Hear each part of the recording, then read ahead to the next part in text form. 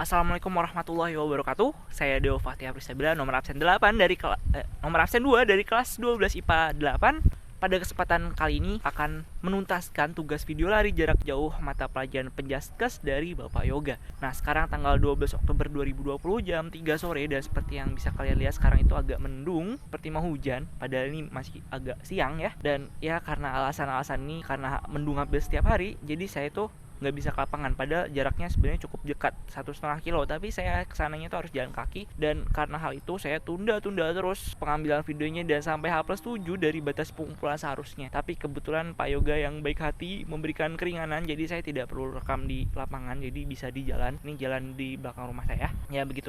Untuk tugas saya jarak jauh itu Bapak Yoga juga memberikan keringanan. Jadi jarak yang ditempuh itu tidak harus 1.600 meter, tapi cukup 400 meter aja ya. Jadi berhubung ini saya sendiri, teman-teman saya yang ada di sini tuh nggak bisa dimintai tolong karena mereka mungkin pada sibuk ya, kuliah dan sekolah tentunya. Karena saya sendiri, nanti untuk bagian awal sedang berlari dan juga finishnya itu akan saya potong. Tapi overall larinya saya tetap 400 meter. Nanti akan saya sediakan time lapse begitu yang saya lari. Tanpa basa-basi lagi, kita masuk ke bahasan utama.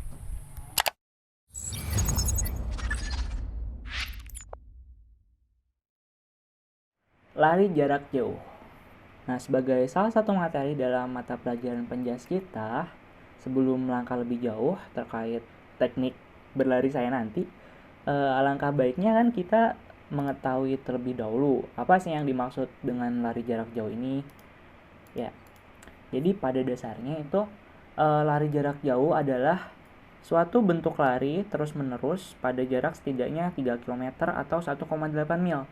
Jadi kalau kita tinjau dari sisi fisiologis, lari jarak jauh ini merupakan olahraga yang sifatnya itu aerobik, atau bisa kita artikan sebagai olahraga yang merangsang denyut jantung dan laju pernafasan itu agar meningkat dengan cepat selama sesi olahraga.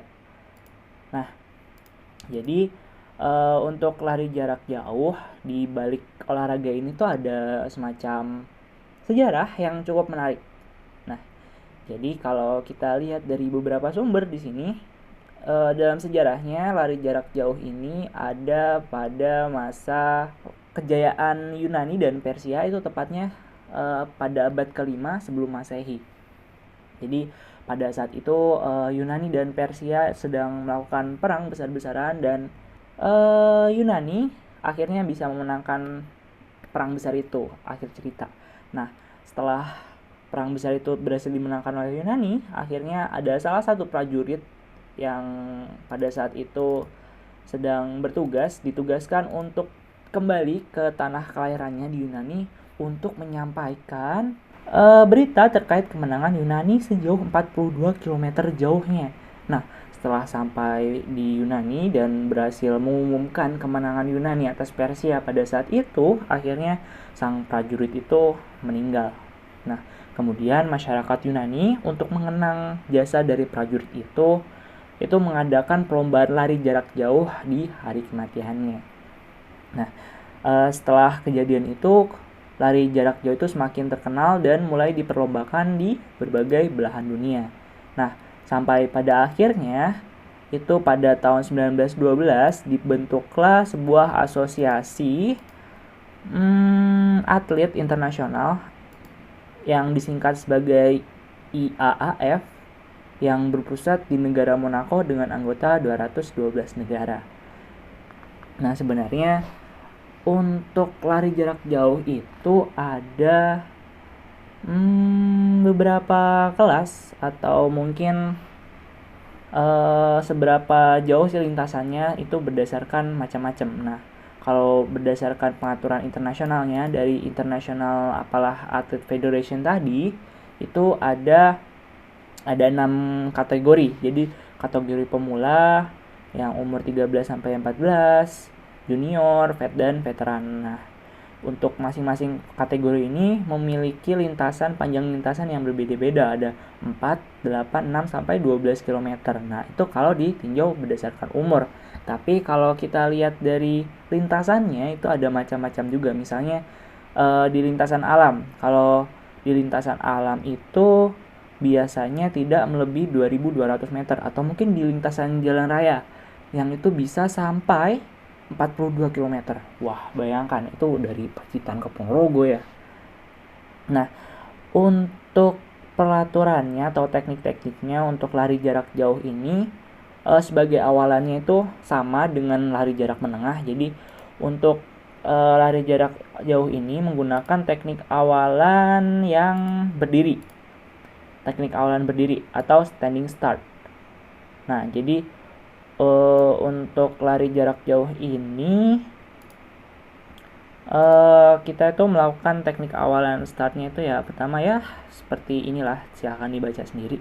Kemudian berlari dan memasuki garis finish. Nah, karena lari jarak jauh ini lintasannya sangat panjang, jadi diperlukan beberapa hal yang sangat penting untuk menjadi penentu kemenangan dalam lari jarak jauh ini. Yang pertama itu adalah daya tahan, kemudian kecepatan, gaya, pertimbangan langkah, kepemimpinan, dan yang tidak kalah penting itu teknik pernapasan. Jadi dalam lari jarak jauh ini ada secara garis besar ada 2 teknik pernapasan yang dapat kita lakukan untuk bisa berlari secara maksimal, yaitu pernapasan mulut dan juga pernapasan perut. Dan untuk teknik lari jarak jauh ini ketika kita memasuki garis finish, hal yang perlu kita perhatikan yaitu ketika kita akan memasuki garis finish, kita itu harus memaksimalkan kecepatan kita sekencang mungkin, dan fokus matanya itu harus ke arah depan dan usahakan kecepatannya itu nggak berkurang sedikit pun. Nah, selanjutnya akan saya perlihatkan bagaimana teknik saya dalam teknik awalan berlari dan akan memasuki garis finish dalam lari jarak jauh. Ya, jadi untuk lari jarak jauh itu kita menggunakan teknik awalan berdiri. Ya, sebelumnya mohon maaf karena kamera saya ini nggak bisa nangkep video dengan jelas. Jadi kemungkinan besar nanti hasilnya bakal ngeblur. Ya, jadi seperti itu dan mohon maklumnya. Lanjut. Caranya begini. Yang pertama, kaki sejajar dengan bahu.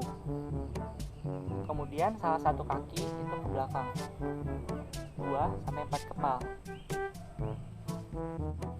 Kemudian badan sedikit condong ke depan dan tangan itu dikepalkan. Lalu perhatikan aba-aba. Bersedia. Siap. Ya. A few moments later.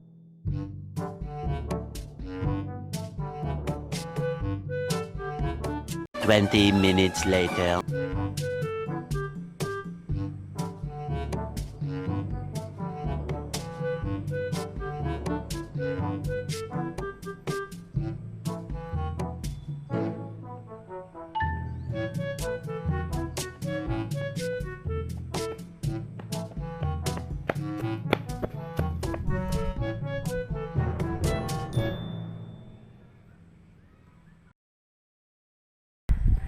Ya, jadi demikian video tugas lari jarak jauh dari mata pelajaran Penjaskes Pak Yoga.